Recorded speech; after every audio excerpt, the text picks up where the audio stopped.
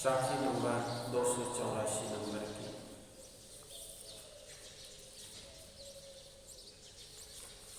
राम ही सुमरे run फिरे फिरे और की गए मानुष के खोलरी और फिरत है गए। नाना मत के लोग दयालु ईश्वर के नाम पर दरवाजा बजना। हाँ यही दरवाजा है, दरवाजा लगा वो नहीं है, मास्टर है ना।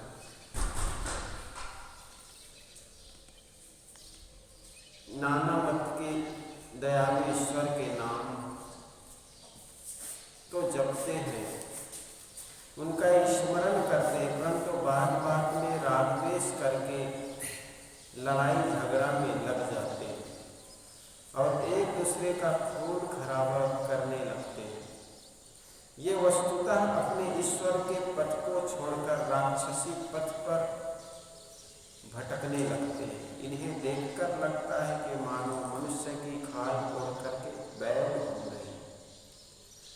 कबीर साहब ने अपने जमाने में अपनी आंखों से देखा था कि आज के युग में भी यह बात दिखाई देती है। ईसा के 20वीं सदी के इस 90 दशक में तो ईश्वर भक्ति की तलवार और बंदूक ज़्यादा चमक उठी है। वे ईश्वर और धर्म के नाम पर काफ़ी क्रूर होते देखते हैं।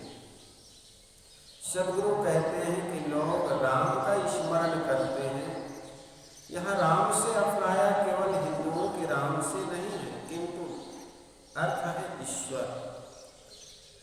प्रायः हर मत के लोग अपने अपने ढंग से माने कि ईश्वर का भजन, पूजन, नाम स्मरण आदि करते हैं और यहाँ भी कहते हैं कि ईश्वर दयालु है, सबका है, सब प्राणी ईश्वर के ही बच्चे हैं। परंतु जबान से ऐसा कहते हुए भी वे सांप्रदायिक और स्वार्थ की भावनाओं में इतना जलते हैं कि एक दूसरे से थोड़ी थोड़ी बातों में लड़ाई झगड़ा करने पर शिकार हो जाते हैं। लोग दूसरे मत के लोगों को, पुजारियों एवं साधकों को छुरा मार देते हैं, गोली से भून देते हैं। दूसरे के पूजा स्थलों एवं उपासना गृह को आग लगा देते हैं। ये भगवान के भक्त है या शैतान के बंदे हैं? यह सहज समझा जा सकता है कि जो निहायत रहम वाला है, जो निस्सीम दयालु है, उस ईश्वर की उपासना करने वाला निहायत क्रूर एवं शैतान बन जाए, यह बात समझ में नहीं आती। यह भी ध्यान देने योग्य है कि किसी संप्रदाय की साधना साधारण जनता विशेष संप्रदाय, साधारण जनता विशेष संप्रदाय नहीं होती, विशेष सांप्रदायिक नहीं होती। जो साधारण लोग हैं वे सांप्रदायिक नहीं होते, बल्कि ज़्यादा सांप्रदायिक तो वे होते हैं जो अपने को ईश्वर तथा धर्म के ठेकेदार मानते हैं, राजनेता भी धर्म का ढोंग बनाकर क्रूरता का खेल खेलते हैं।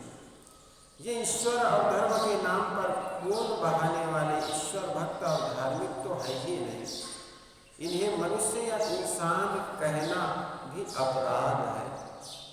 ये तो राक्षसी पथ के पथिक हैं।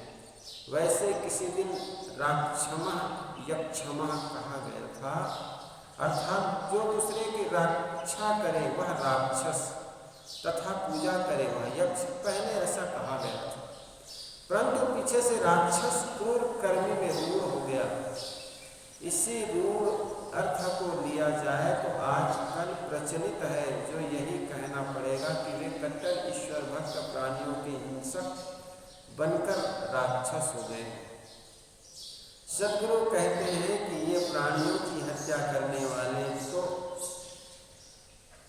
मरकहे गाय है, बैल है, मारने वाले बैल के समान है, जो मनुष्य की खाल ओढ़कर घूमते हैं। अर्थात वे ऊपर से तो मनुष्य हैं परंतु भीतर से बैल है। मानुष केरी खोलनी ओढ़ फिरत है बैल। यहाँ बैल का प्राय अविवेक ही है। वह घोर अविवेकी है जो ईश्वर के नाम पर मनुष्यों और प्राणियों की हत्या करता है। कई बार होता है आदमी सांप्रदायिकता में पढ़ करके हिंदू, मुस्लिम, ईसाई, यहूदी की लड़ाई में पढ़ करके एक दूसरे के उपासना स्थल को आग लगा देते हैं और एक दूसरे के विपरीत उपास्य व्यक्ति को हत्या कर दी जाती है। कभी कहा जाता है मस्जिद खतरे में है तो कभी कहा जाता है मंदिर खतरे में है। और हकीकत तो यह है कि वे सांप्रदायिक लोग ही खतरे में हैं जो कि एक दूसरे को खतरे कहा करके एक दूसरे को काटने और जलाने नहीं लगे। साहब कहते हैं जो आदमी धार्मिक होगा वो किसी जीव की हत्या कैसे कर सकता? ये तो सांप्रदायिक लोग हैं जो सांप्रदायिक जहर उगल करके एक दूसरे के दुश्मन, झूठी दुश्मनी खड़ा करके आदमी को दहशत से जलाने के लिए तैयार रहते हैं। साहब कहते हैं जिसके इष्ट ही रहम दिली हो, दयालु है, क्षमालु है, वो दूसरे प्राणी की हाय हत्या करने के लिए कैसा प्रेरित कर सकता? हम मानते हैं सभी मनुष्य, सभी जीव ईश्वर के पुत्र हैं, तो कौन ऐसा ईश्वर या देवी होंगी जो किसी जीव की बलि चाह करके वह प्रसन्न होंगी? हम एक दूसरे को नापाक काफिर कहने के लिए तैयार हो जाते हैं और नापाक काफिर व्यक्तियों को हम मरने के लिए तैयार हो जाते हैं। हम जिस धर्म या संप्रदाय को मानते, अपने को अच्छा मानते, दूसरे को नापाक मानते, अपवित्र मानते, और दूसरे को मार करके हमें ऊंचे ओहदे मिलेंगे, स्वर्ग मिलेगा, तरह तरह की बातें हम करते रहते हैं। साहब कहते अगर ईश्वर है तो वो ईश्वर तो रहम दिली है, सबके पिता हुए, और कौन ऐसा पिता है जो अपने पुत्र की बलि चाहेगा?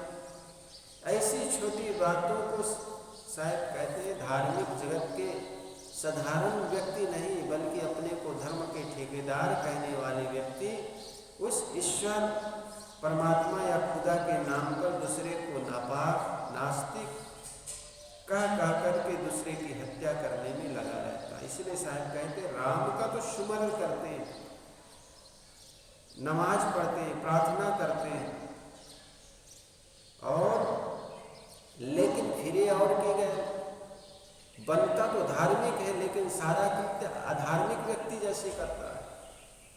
करता तो पूजा है, करता तो नमाज है, लेकिन हाय हत्या में अपना विश्वास करता है कि अमुक को मारने से हमारा धर्म सुरक्षित रहेगा। क्या जीव हत्या करने से आदमी का धर्म सुरक्षित रहेगा? मानवता से बड़ा कोई धर्म नहीं, अर्थात जहाँ पर समानता का अधिकार हो, हर व्यक्ति को के साथ दया, क्षमा, विवेक, विचार से व्यवहार किया जाए, जहाँ पर मानव मात्र समान की जाए, इससे कोई बड़ा और धर्म हो सकता है? साहब कहते हैं राम सुवरे रंग फिरे फिरे और की गैर। यह तो ऐसा ही है जैसा कोई बैल जो है, बैल के खोल, मनुष्य के खोल में कोई बैल घुस गया है। देखने में तो मनुष्य लगता है लेकिन अंदर से पूरा बैल है। बैल का मतलब अज्ञानता से यहाँ अभिप्राय है। तो इस प्रकार साहब कहते हैं कि राम सुमरे रणधीर। कोई आदमी धार्मिक है तो निहायत उनके ईश्वर रहम दिली है, दयालु है, क्षमालु है, तो उनके भक्तों में भी यह गुण आ जाता है। लेकिन हम ईश्वर के नाम पर बलि हाय हत्या करने में लगे रहते हैं। यह तो ऐसे ही है जैसे मानुष के खोल में बैल घूम रहा है।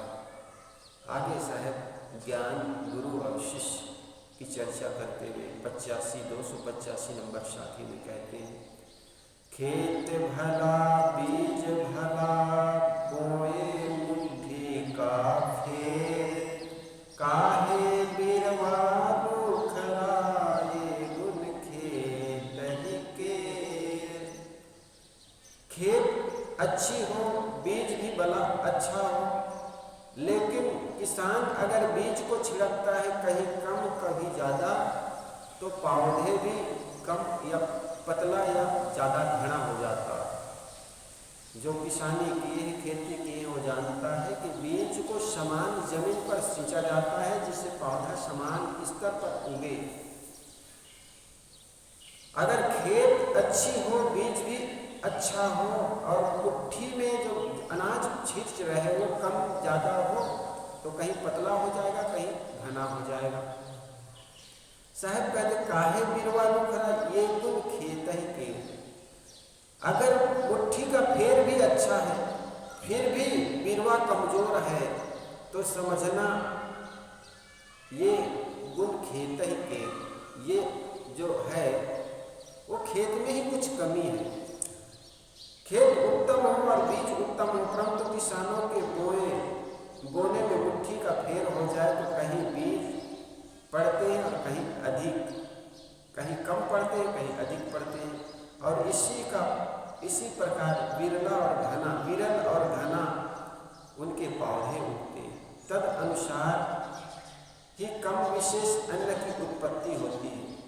यदि पौधे दुबला पतला हो गए हैं तो क्यों, यह खेत का ही गुण समझना चाहिए, अर्थात खेत उत्तम नहीं है। इसी प्रकार शिष्य में उत्तम योग्यता हो तथा गुरु का ज्ञान भी उत्तम हो, परंतु भिन्न गुरुओं के उपदेश देने की शैली में भिन्नता होने से किसी को किसी की शैली से तथा किसी को किसी शैली से बोध होता या नहीं होता, परंतु गुरु ज्ञान ठीक होने पर भी शिष्य को बोध नहीं हुआ तो यह दोष शिष्य का है। साहब उदाहरण देने पर कितने माहिर हैं, सामने वाले को जो समझाते हैं तो अपने अपने ढंग से समझाने में तरह तरह के उदाहरण बना करके समाज के बीच अपनी बात रखते हैं। खेत शिष्य का हृदय है, बीज ज्ञान है और बोने वाले उपदेशक गुरुजन है। शिष्य उत्तम पात्र हो, ज्ञान भी उत्तम हो, परंतु उपदेशक गुरुओं के उपदेश लेने की शैली युक्त भिन्न भिन्न होने से शिष्य के लाभ अलाभ में अंतर हो सकता है। ज्ञान उपदेश वही होने पर भी कोई उससे उत्तम ढंग से समझकर शिष्य को भली भांति बोध करा देता है और कोई उसी प्रकार बोध नहीं करा पाता, अथवा किसी उपदेशक की शैली किसी का जचती है और किसी उपदेशक की शैली किसी को, इसी शैली सबको नहीं जचती। सद्गुरु विशाल साहब जी ने कहा, प्रेम बोध के हेतु से बोध मिले गुरु ज्ञान, कोई काहू के बोध हो काहू को जग दुराए। देखो हर व्यक्ति के बोलने का, उपदेश करने का, शिक्षा देने का अलग अलग शैली होती है। किसी की शैली किसी को पसंद होती है, किसी को किसी की, लेकिन प्रायः देखा जाता है कि गुरु उपदेश तो सबको करता है। जैसे स्कूल में एक ही मास्टर है, 50 या 30 बच्चे को उपदेश करते हैं, उसी में से कोई बच्चे इंजीनियर बन जाते हैं, कोई डॉक्टर बन जाते हैं, और कुछ ऐसे भी बच्चे हैं जो जीवन भर गधा बना रहता है,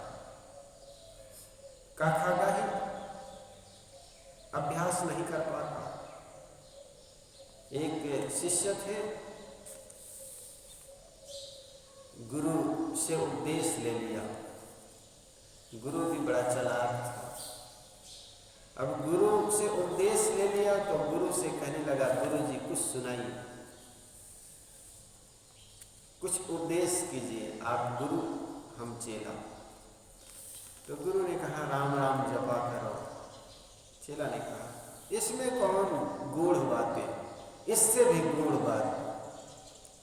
तो गुरु ने कहा, रामायण पढ़ा कर। नहीं, इससे और ऊंची बात। तो गुरु ने उनको गीता सुनाया। गीता सुनाया तो उसमें कंस और महाभारत सुनाया तो कंस और कृष्ण की बातें आई, भगवान और राक्षस की बातें आई। गुरु जी अब सुना रहे थे तो बीच बीच में गुरु शिष्य से पूछ लेते थे, बेटा समझ में आया? कहे, गुरु जी आप कम सुनाते हैं, आप कम समझाते, हम ज़्यादा समझ जाते हैं। और चेला राम बीच बीच में, वाह गुरु जी, वाह गुरु जी।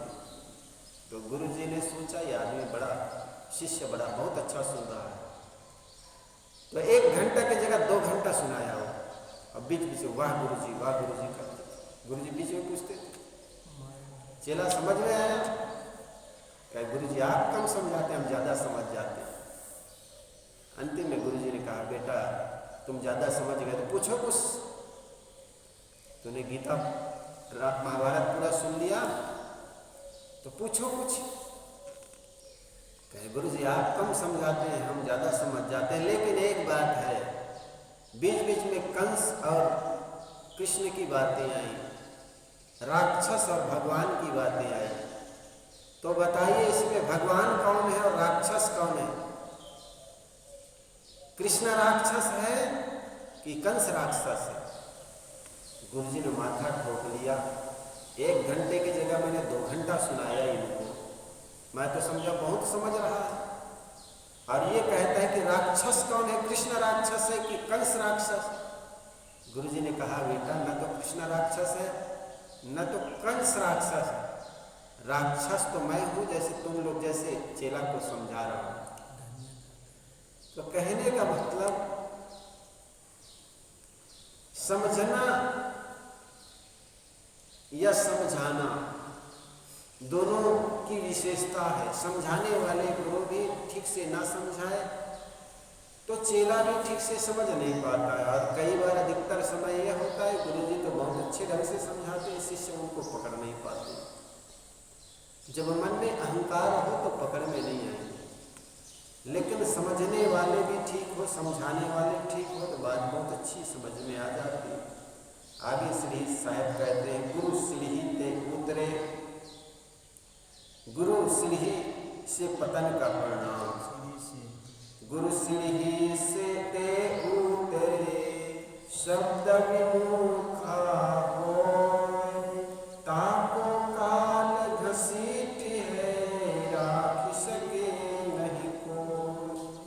साहब कहते गुरु सीढ़ी से उतरे शब्द विमुखा होय। सीढ़ी कहते हैं जिससे होकर के ऊपर या नीचे उतरा जा सकते। छत पर जाने के लिए सीढ़ियाँ होती हैं जिसको जीना कहते हैं। वहाँ से होकर के हम छत पर भी चले जाते हैं और वहाँ छत से नीचे उतर भी सकते हैं। साहब कहते ठीक इसी प्रकार गुरु सीढ़ी, गुरु के मार्ग पर चल करके हम आत्मकल्याण कर सकते हैं और गुरु के उपदेश के मार्ग से उतर करके छोड़ करके हम अपना पतन भी कर सकते हैं। साहब वही कहते हैं गुरु सीढ़ी से उतरे। गुरु के सीढ़ी से उतरे कौन? जो शब्द विमुखा हो, जो गुरु के ज्ञान से विमुख हो जाता है। जो व्यक्ति सदगुरु के ज्ञान सीढ़ी से उतर जाता है और उनके सत्य उपदेशों से विमुख हो जाता है, उनको दुर्दशा रूपी काल घसीट कर संसार में रगड़ता है। उनकी कोई रक्षा नहीं कर सकता। किसी मकान के ऊपर तलने पर चढ़ने के लिए सीढ़ियाँ होती है। आदमी एक एक सीढ़ी पर पैर रखते रखते ऊपर चढ़ता है। यदि चढ़ने वाला बीच ही में से लौट पड़ता है तो वह सीढ़ियों पर से उतरने लगता है तो वह नीचे चला आता है। सदगुरु ने यही गुरु सीढ़ी से उतरने वाली की दुर्दशा का वर्णन किया है। गुरु सीढ़ी क्या है? गुरु का शाब्दिक अर्थ होता है भारी। इनके अनेक अर्थ है, परंतु इस संदर्भ में 3 अर्थ हो सकते हैं। पहला अर्थ है गुरु वह व्यक्ति है जो अपने पवित्र आचरण, रहने और सत्य उपदेश से शिष्यों को प्रेरित कर उनको कल्याण मार्ग में लगाने वाला होता है। गुरु का दूसरा अर्थ होता है गुरु दशा, जिसमें स्वरूप ज्ञान एवं स्वरूप स्थिति की रहनी होती है। और गुरु का तीसरा अर्थ है शुद्ध चेतन। पहला अर्थ व्यक्तिवाचक है, दूसरा भाववाचक है और तीसरा परिनिष्ठित शुद्ध चेतन वाचक है। परंतु सबका उपदेश एक ही है, अपनी आत्म चेतना के शिखर पर अवरोहण करना। व्यक्ति गुरु की सेवा मूल उद्देश्य नहीं है। सेवा करना कोई मूल उद्देश्य नहीं है सेवा, लेकिन सेवा के अभाव में भी वहां तक पहुंचा नहीं जा सकता। सेवा से चित्त शुद्ध होती है। उन्नति का साधन सेवा है, जिससे आत्म शुद्धि होती है। लोभी मोही अभिमानी सेवा पद पाना क्या जाने। साहब कहते हैं सेवा से ही सब कुछ पाया जा सकता है, लेकिन सेवा ही सब कुछ नहीं है। जैसा पैसा से ही हम चीज खरीद सकते हैं, लेकिन पैसा ही सब कुछ नहीं है। पैसे के अभाव में आप छाया नहीं मिल सकती, पैसे के अभाव में आपको भोजन नहीं मिल सकता, लेकिन पैसा ही सब कुछ नहीं। इसी प्रकार सेवा से ही आदमी आत्मा संतोष और कल्याण कर सकता है, लेकिन सेवा सीढ़ी है। सेवा से होकर के ही हम ऊपर चढ़ सकते हैं, आत्म कल्याण की छत पर पहुंच सकते हैं। साहब यही कह रहे हैं, व्यक्ति गुरु की सेवा मूल उद्देश्य नहीं है। व्यक्ति गुरु की सेवा एवं आज्ञा पालन आदि भक्ति के मार्ग को इसलिए आवश्यक है कि साधक उनके द्वारा ही अपने कल्याण मार्ग में बढ़ सकता है। पवित्र रहने भी इसलिए धारण करना है जिससे हम अपने स्वरूप में टिक सके। बिना पवित्र रहने के मन स्थिर ही नहीं होगा जो अपने स्वरूप में टिकने योग्य हो सके। गुरु के उपदेश से साधक एक एक सीढ़ी ऊपर चढ़ता है, अर्थात सेवा, आज्ञा पालन, स्वाध्याय, साधना की सीढ़ियों से होते हुए वह ऊपर उठता है। साधक का उद्देश्य है व्यक्ति गुरु के उपदेशों के सहारे अपने गुरु भाव, श्रेष्ठ भाव में ठहरते हुए अपने परम स्वरूप गुरु तत्व स्वरूप में स्थित हो जाए। गुरु का साहब ने यहाँ पर 3 अर्थ बताए। एक तो गुरु रूप में देहधारी, दूसरा अपना स्वरूप ज्ञान, और तीसरा उन्होंने चेतना, अपने चेतना में निश्चित हो जाना, शुद्ध चेतन।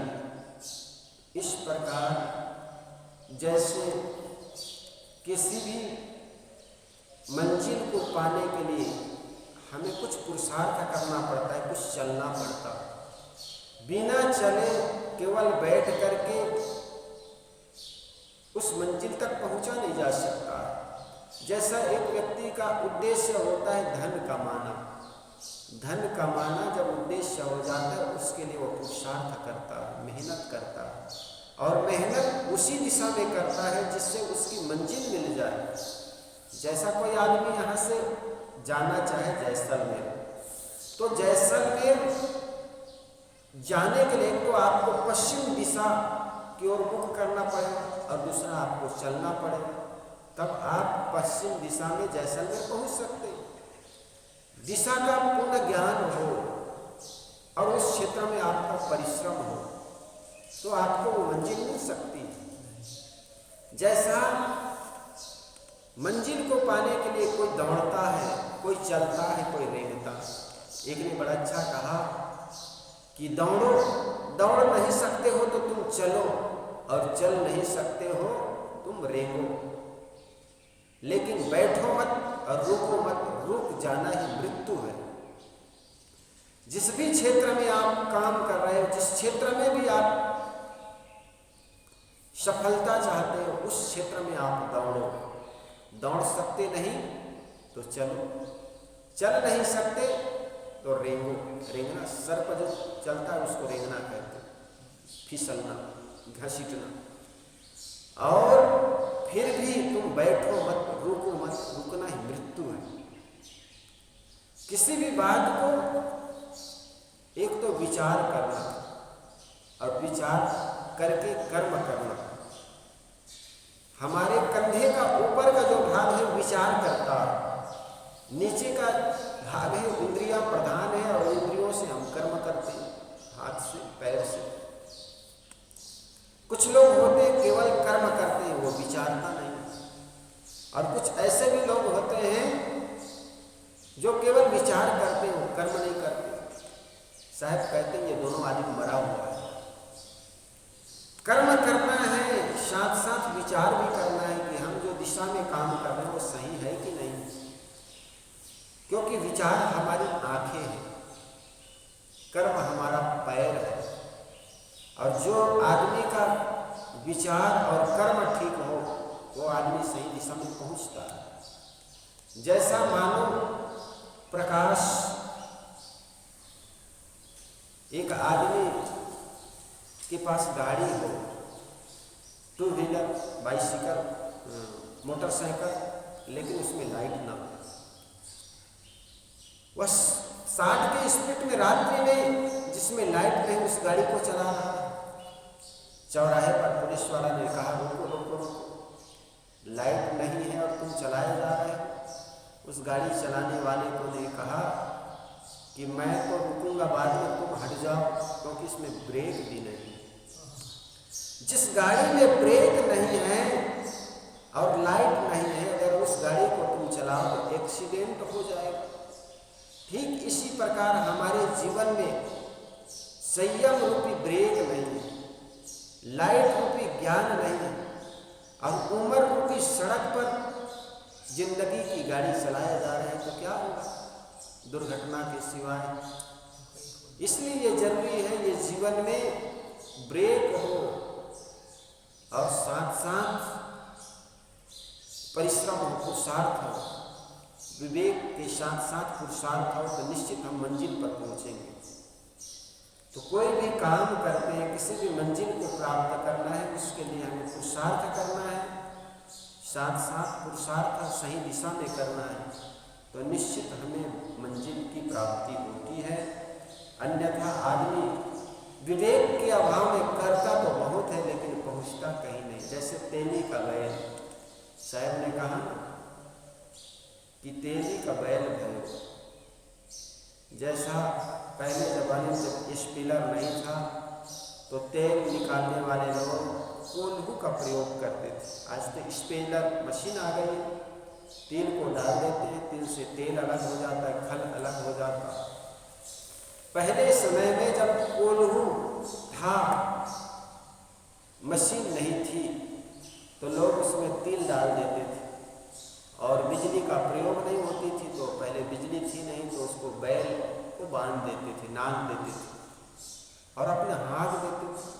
अब बैल यूँ तो चलेगी नहीं, गोल गोल कब तक चलेगी, तो उनकी आंखों में पट्टी बांध देते थे और बैल को एक बार हाँक देते थे, बैल चलती थी। लेकिन किसान को पता है कहीं खड़ा हो जाए तो मुझे पैसे पता कैसे चलेगा, तो घंटी भी बांध देते। तो एक बार हाँक देते, बैल चलता रहता, जब रुक जाता तो घंटी बंद हो जाती, तो किसान जान जाता बैल रुक गया, जाकर के फिर हाँक देते। इस प्रकार जो बैल है वो सुबह से लेकर शाम तक वहीं पर घूमता रहता। शाम को जब किसान बैल के आंखों से पट्टी खोलता तो बैल अपने को वहीं का वहीं पाता। तो दिन भर तो चलता बहुत था, लगता था कोई तीर्थ यात्रा कर रहा हो, लेकिन शाम को जब उनकी आंखों से पट्टी खोली जाती, बैल अपने को वहीं का वहीं पाता।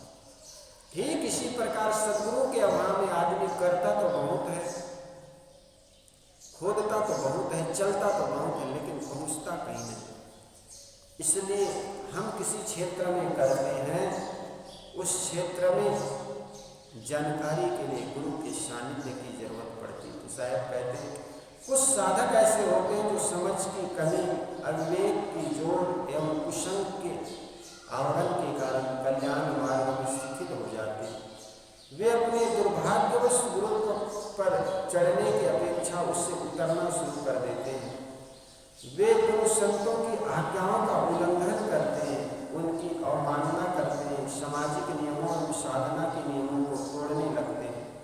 वे सेवा नहीं करना चाहते, आज्ञा पालन नहीं करना चाहते, सदग्रंथों का स्वाध्याय न कर साधना विरोधी पुस्तकें पढ़ने लगते या प्रपंच वार्ता में समय बिताने लगते हैं, जिससे भक्ति ज्ञान एवं वैराग्य में गिरावट आए ऐसा व्यवहार करने लगते हैं। यही सब गुरु श्री से उतरना है, जो स्वरूप स्थिति के शिखर रूपी गुरुत्व पर चढ़कर सदैव के लिए संसार कीचड़ से मुक्त होना चाहता था, वह कुछ दूर चलकर यदि उससे लौट पड़ता है तो यही गुरु श्री से उतरना है और यही शब्द विमुक्ति होना है।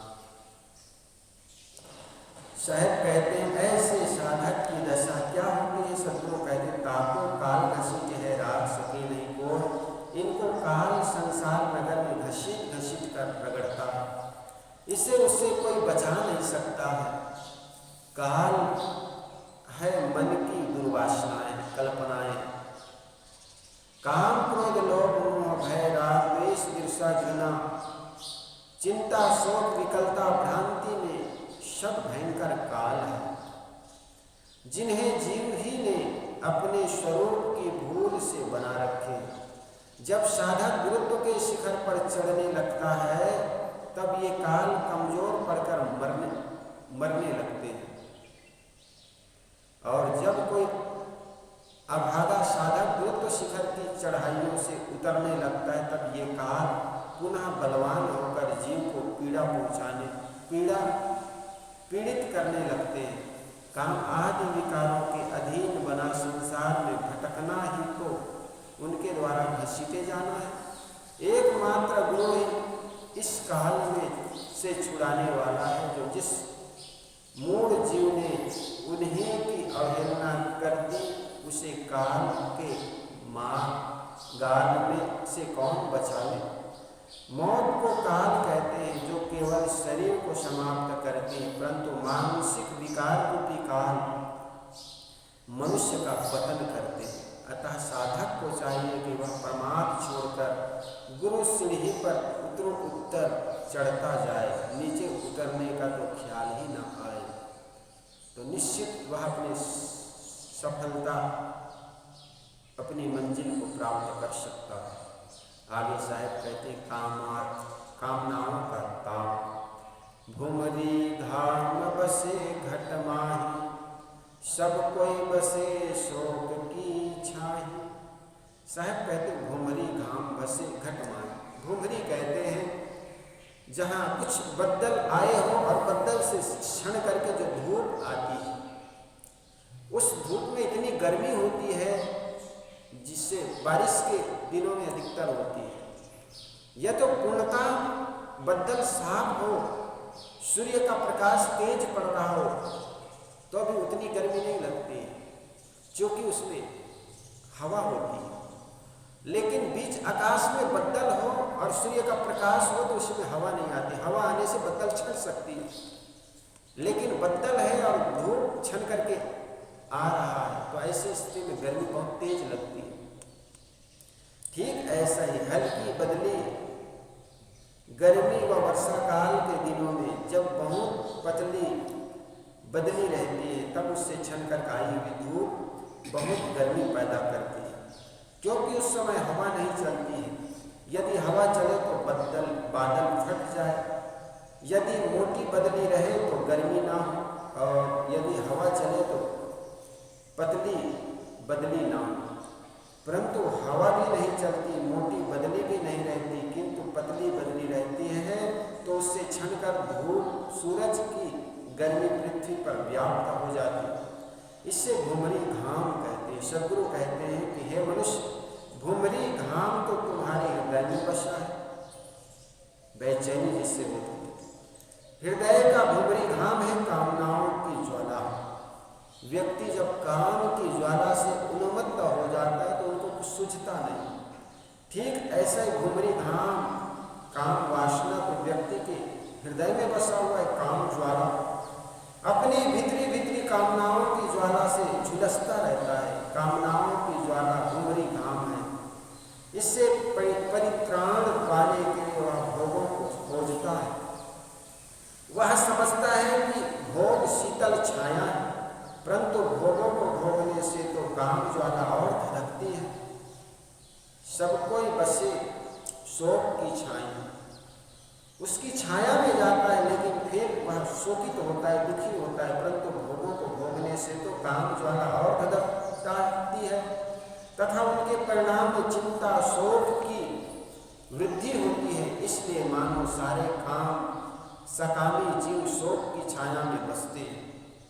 छाही का अर्थ है धूप रहित जगह अथवा आश्रय स्थल, जहाँ छाही का अर्थ आश्रय स्थल है। सद्गुरु कहते हैं कि लोग कामनाओं की भुमरी घाम एवं उत्तम धूप से जलते हैं। उनसे बचने के लिए, कामनाओं की तृप्ति के लिए भोगों को पकड़ते हैं, जो शोक रूप है। अतः भोगों में पड़कर मानो शोक की जगह में जाना है। भोगी जीव को आश्रय स्थल मिलता है शोक का। कामनाबद्ध जीव भोगों का आश्रय पकड़ता है, जो वस्तुतः शोक है। कामनाओं से भोग एवं भोगों से शोक का मिलना उनका स्वाभाविक क्रम है। जब आदमी को तंबाकू, बीड़ी, सिगरेट, शराब आदि पीने की इच्छा होती है, तब उसे तंबाकू, बीड़ी, सिगरेट एवं शराब शीतल छाया लगने लगता। भोगी आदमी को ऐसा लगता है कि इसको जब तक भोग न ले लूंगी तब तक तृप्ति नहीं होगी, अर्थात छाया नहीं मिलेगी, अर्थात सुख नहीं मिलेगा। जैसे एक बीड़ी पीने वाले व्यक्ति को बीड़ी पीने की चुलुक लगती है, उनको ऐसा लगता है ये बीड़ी पी लूंगी तो मुझे सुख मिल जाए, लेकिन उससे होता क्या, और वासनाएं बढ़ जाती और तृष्णाएं बढ़ती चली जाती। बिना संयम के बाहर के कामनाओं में कहीं तृप्ति है ही नहीं। इसलिए अगर कामनाओं से आप तृप्त होना चाहते हैं तो उसमें संयम रूपी ब्रेक लगाइए। आप जितने ही भोगों को भोग लेंगे उसकी इच्छाएं और प्रबल होती चली जाएगी। इच्छाएं जितनी घटेगी उतना ही दुख घटेगा, इच्छाएं कम होगी दुख कम होगा, और इच्छाएं बिल्कुल नहीं होगी तो दुख बिल्कुल समाप्त हो जाएगी। ये बात कटु सत्य है। जब आदमी को तंबाकू, बीड़ी, सिगरेट, शराब आदि पीने की इच्छा होती है तब उसे तंबाकू, बीड़ी, सिगरेट एवं शराब शीतल छाया लगते हैं। जब मैथुन भोग की कामना जगती तब स्त्री को पुरुष, पुरुष को स्त्री का मिलन छाया लगता है। इसी प्रकार जब किसी भी भोग की इच्छा जगती है तब वह भोग शीतल छाया के समान लगता है, परंतु भोग शीतल छाया नहीं, शोक छाया। शीतल छाया तो इच्छा त्याग, भोग त्याग, संतोष है। अतएव मनुष्य को चाहिए कि वह भोग इच्छा के ताप से बचकर संतोष की शीतल छाया में रहे या शीतल छाया को पकड़े। तो निश्चित जानिए वो अपने भोगों से, अपनी इच्छाओं से काबू पा सकता है। आज इसी के संग वंदनीय है गुरुदेव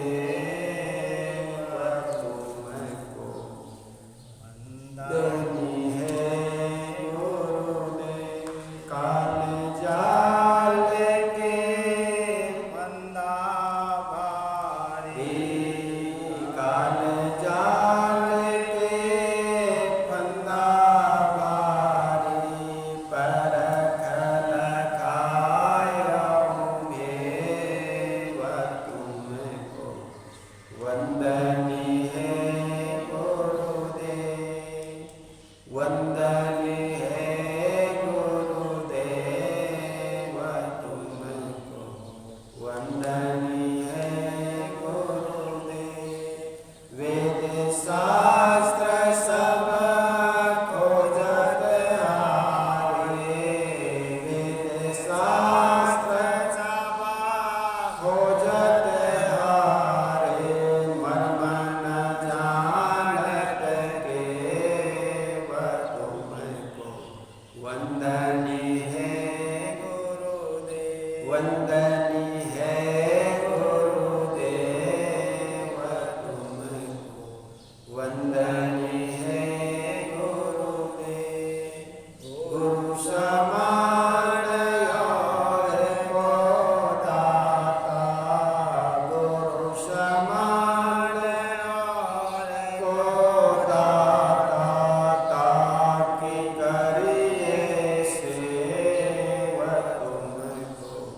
वंदनीय है गुरुदेव, वंदनीय है गुरुदेव तुमको, वंदनीय है गुरुदेव। साहिब कबीर अभय पद दाता, साहिब कबीर अभय पद दाता, पूरन परख समेव तुमको।